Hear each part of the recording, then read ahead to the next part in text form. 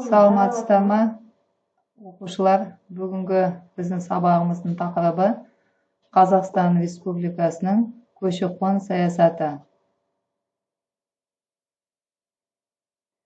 Бүгінгі сабақта біз кездесетін негізгі терминдер. Біріншіден бұл көші-қон дегеніміз не? Одан кейін диаспора, ирредента, иммиграция, репатриант және эмиграция деген терминдерді қарастырамыз. Иммиграция дегеніміз қоныстанушылық, келімсектік бір мемлекет азаматтарының екінші бір мемлекетке тұрақты немесе уақытша тұру үшін көшіп келуін атаймыз. Эмиграция дегеніміз өз еліндегі тұрғылықты мекенін бөтен елдегі тұрғылықты жерге айырбастау. Репатриант деген сөздің мағынасы, яғни тарихи отанына қайтқан қандастарды бізде репатриант деп атаймыз. Жалпы көші-қон дегеніміз не? Көші-қон бұл мемлекет халқының санына, ұлттық құрамы мен қоныстануына, табиғи қозғалыстың үдерістеріне әсер ететін маңызды факторлардың бірі болып табылады.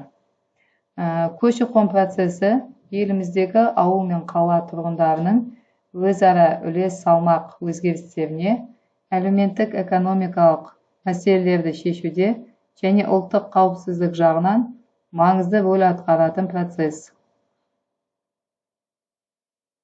1997 жылы Қазақстан Республикасының тіл туралы заңында диаспора деген ұғым пайда болады. Диаспора дегеніміз халықтың өзінің тарихи отанынан тыс жерде өмір сүретін бір бөлігі, яғни бір этникалық топ.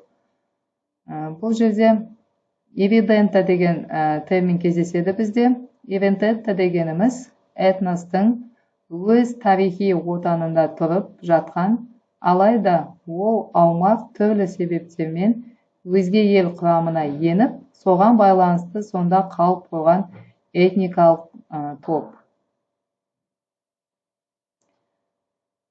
Қазақстанда жалпы осы көші-қон бағдарламасына байланысты 2008 жылы Нұрлы көш мемлекеттік бағдарламасы бекітіледі.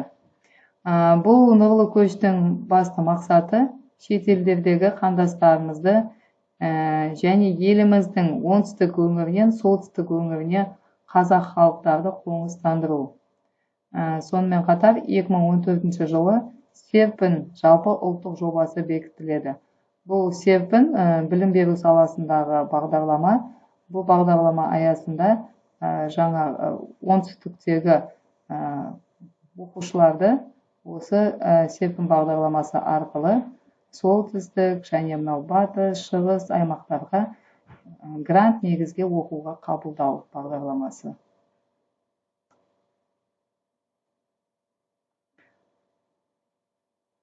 Көші-қонның ішінде бізде ішкі көші-қон дейміз. Ішкі көші-қонның ерекшеліктері неде?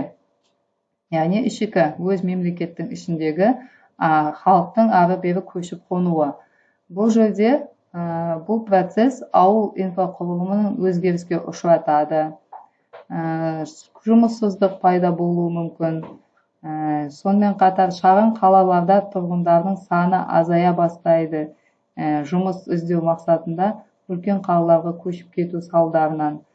Және халықтың демографиялық және әлеуметтік дамуы күрделі өзгерістерге ұшырайды. Ауылдық жерлерден ірі қалаларға жаппай көшу басталады. Осы процестердің барлығы осы ішкі көшіп қону ерекшеліктеріне жатады.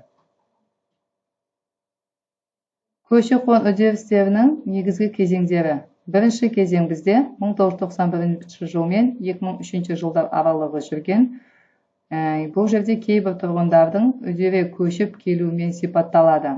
Ал екінші кезең 2004 жылдан бастап көші-қон ағысының қарқыны төмендеп, халық саны өсіп, миграциялық үдерістің екінші кезеңі басталады. Қазақстан Республикасының көші-қон саясатының негізгі бағыттары. Бірінші, экономиканың жекелеген салаларына мерзімдік жұмыс күші ретінде шетелдіктерді уақытша тарту. Екінші бағыты өндіріске инновациямен және технологияны енгізу мақсатымен біліктілігі жоғары қызметкерлерді тұрақты қызметке тарту. Және үшінші бағыты өндіріс қуаты мен қызметкерлердің мамандық деңгейін ұлттық бағдарламасын жүзеге асыру үшін шетелдермен мамандар алмасу. Тәуелсіз Қазақстандағы көші-қон саясатының ерекшеліктері. 1992 жылы көшіп келу туралы заң қабылданады. Одан кейін 1997 жылы халықтың көші-қону туралы заңы, екінші заңы қабылданады. Келесі заңымыз бізде 2017 жылы Қазақстан Республикасының миграциялық саясаты тұжырымдамасы қабылданады. Бұл миграциялық тұжырымдамасы шет елдерде тұратын қандастарымыздың тарихи отанына оралуына алып келеді.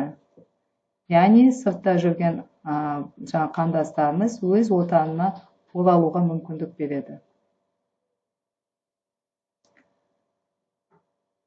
Бүгінгі сабақтың нәтижесінде біз жалпы көші-қон туралы мәліметтер білдік және үйге тапсырма ретінде осы Қазақстанның көші-қон саясаты аясында нұрлы көш және серпін бағдарламаларымен танысып, оны терең зерттеп біліп келу. Осымен біздің сабағымыз аяқталды. Сау болыңыздар.